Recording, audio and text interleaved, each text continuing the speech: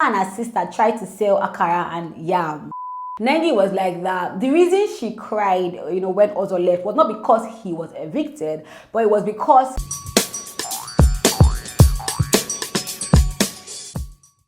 hey homie, welcome back to my channel. How is it what's happening? My name is Omi Odike and this is Talk to Your Homie TV, my darling. Here I love to give very sweet and juicy gist, and today we're talking BBNAIJA lockdown day 62. So Monday was the first day that the top 5 housemates had to stay in the house alone. I love every one of the housemates that made it to the top 5. V, Neo, Dorathy, Leko, and Nengi. I love them because they're all bringing their flavor. See, one thing I love about this lockdown set is that it's so peaceful. This is the most peaceful set ever. There's no beef. As in, they have been ruling like their family members. Like the friendship that will come out of this season is just amazing, yeah. But yeah, the vibe has been so interesting, yeah, until Biggie now called them to the diary room to have like a diary session. Now Biggie is asking them to go down memory lane and talk about like life before BBNAIJA, like how their life was. And bruh, see, the only person's video that I put up on my Instagram page, no, I actually put up Neo and Dorathy because theirs was the most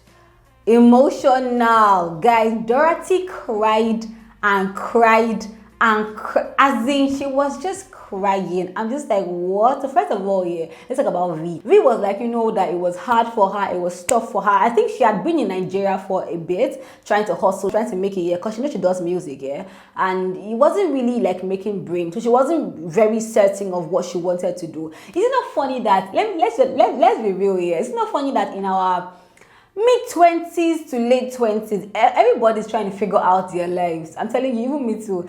There was a time that I had to, even now, I barely leave my house because this is the stage where I'm trying to figure out my life, figure out money. You get me? So that's almost all their stories here. So we had hustled in Nigeria for a while, but it wasn't really making brain. And she was about to leave Nigeria to go back to the UK. And that was when the whole COVID-19 thing came, and then there was lockdown. And after she had struggled to get because lockdown, obviously there was no like flight movement here. After she had struggled to get a space on a flight to take her to London, Big Brother Naija like pops up for her, and then she's like, okay, she has to make a decision to either go to the UK or to stay in Nigeria for BBNAIJA, and she stayed. And look at her now; she's in the final 5. Last week she might make it to the last day. Like, she's amazed, she's very thankful, she's so happy. And then Neo now steps into the building. Oh my God, see guys, there.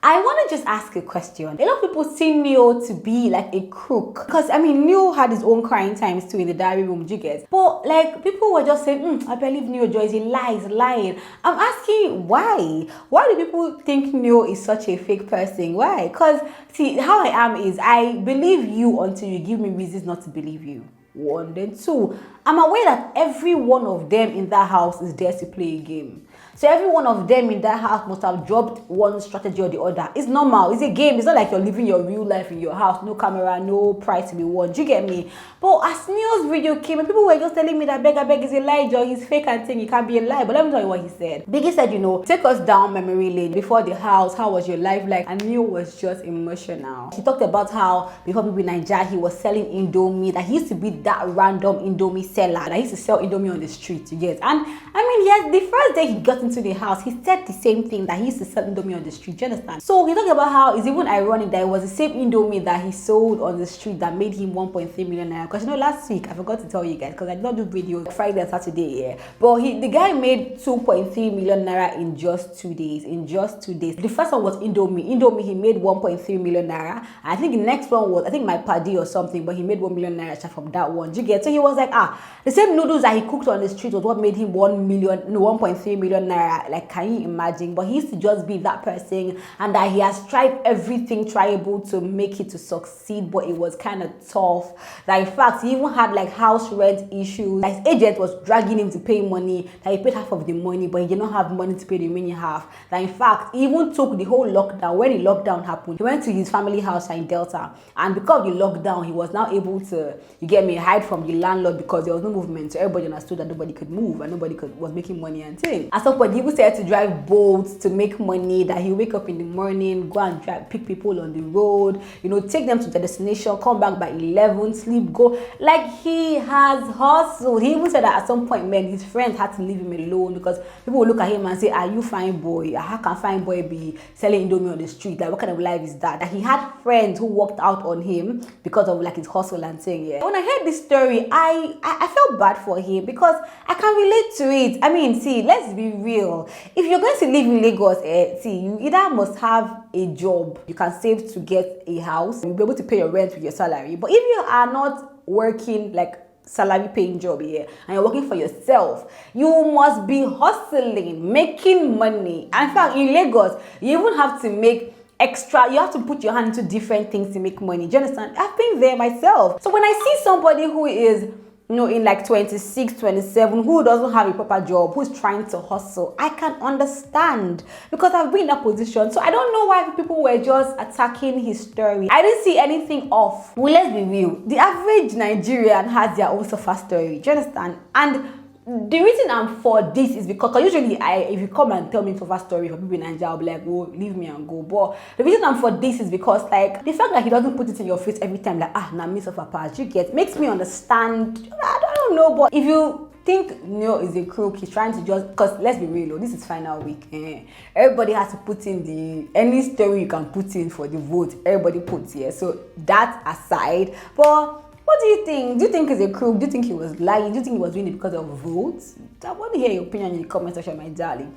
Then Dora comes in. Dora's one was very, very emotional. Life before BBNAIJA for Dora was tough. That girl did different businesses to survive.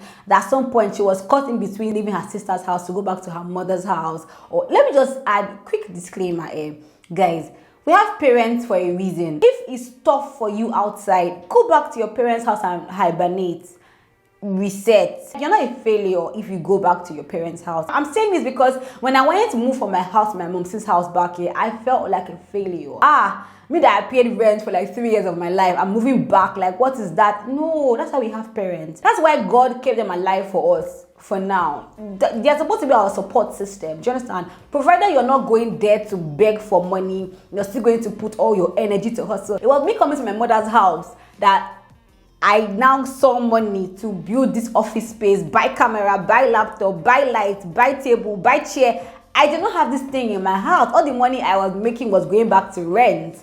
But at least now, I have the basic things that I need for the business to grow, and I'm still going to buy more going forward. Do you get me? Because I need to do a podcast, so I need to get a mic for that. So it's not a problem if you go to your parents' house. I'm just telling you, in case you're in that position, you're trying to think, trying to decide, it's not bad. If you think that you need to go, even if it's for a year. So I moved back last year, May. This is like 1 year and some months. I plan to move out later, like very soon by God's grace. Amen. Do you get? So just go there. Get your ground. It's not bad, yeah. But anyways, Dorathy, she was in between going back to her mother's house or staying with her sister, because at some point it felt like she was now dependent on her sister. She doesn't like to put her burden on someone else. Like, it was tough. She was crying. At some point, even her and her sister tried to sell akara and yam at the bus stop. But I'm guessing it wasn't them. Maybe they brought somebody to help them fry it. But they have tried businesses to make it. Oh my God, but BBNAIJA has changed her life. All this is saying with serious tears. I have like maybe 9 of her videos on my page on Instagram. I've talked to your homie TV. You need to watch it. You'll be emotional for the girl. Like, it was so she was crying that before the house, even if someone tells her, Dorathy, go and try an audition for a movie, she'll be like, me act, I cannot act. But like, BBNAIJA has brought out skills and things in her that she never even imagined that she ever had. The girl was emotional. And then Nengi now comes to the picture. Nengi was like that. The reason she cried, when Ozo left was not because he was evicted, but it was because of the fight that they had before he was evicted. Do you understand? Instead of her to cherish the time she had with him, she was fighting with him based on anger. That even when Ozo came and met her at the party and told her that, Nengi, I'm up for eviction, like, let's reconcile. I might go tomorrow. She told him, I don't even care about you, but she regrets what she said because she actually really cares about him. So she feels really bad. You know that whole, you don't cherish what you have until you lose it. That's perfect example of what it is here. But yeah, that's why she really cried. But right now, she's over it. She's good right now. I mean, because, The girl is literally happy in the house. Like, she's happy. Like, after that tear that she cried, you get me? And I'm not saying this to say anything, but after that tear that she cried after the eviction, but the girl has been playing with other housemates. Before the house, she was a very normal person. She was, trying to sell her shoes. That in Nigeria, trying to own a business is very tough. Selling her shoes was really hard for her. That she came to the house to just get exposed, let people know her and know her business. Do you understand? That's why she came into the house. Lekon was just very normal. Lekon said before the house, all he was doing was pushing his music. And so he came to BBNAIJA to come and cruise and push his music and so far. Imagine him cruising to the final day, cruising to winning the money. What? Well, yeah, that's your story. And this evening, Biggie now organized, or rather Monday evening, Biggie organized a surprise dinner for them. As in, they're just happy in the house. Surprise dinner for them. So they ate, they played games, they said how they felt about each other. Biggie now came and gave them cake. It was so good. Okay, then Leko and Dorathy are beginning to have this how do I call it now? Culture of Leko spending, like, sleeping over on Dorathy's bed. Do you understand?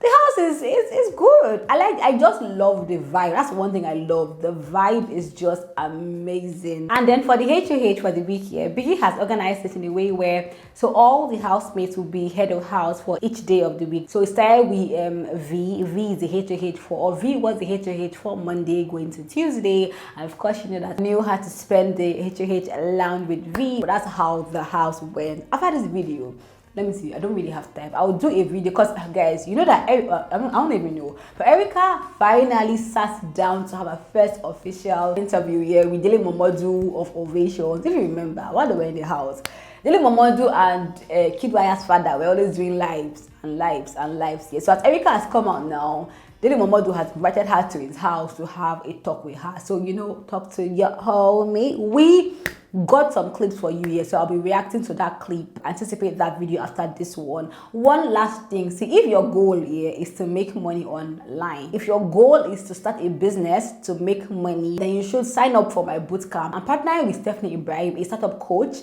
We are teaching you everything you need to know to turn your idea to a money-making business. This is a social media age. If you're not using social media to make money, then please, you should be on that bootcamp here. We're teaching you branding, social media communication, sales and marketing, very important, business planning, financial planning, graphics design, and entrepreneurship mindset. The bootcamp is called Business KickStart Bootcamp. If you're working right now and you want to transition to owning your own business, then please sign up for the bootcamp. To be a 3 weeks intensive training, only weekends, Saturday and Sunday, and it's online. So you can be anywhere in the world and attend it. It is very practical. We're tired of talking about theory. Let us get our hands dirty. So in 3 weeks, that your idea in your head, you would see it come into life, because I'll be giving you assignments on videos to make, accounts to open, what platform you should be on.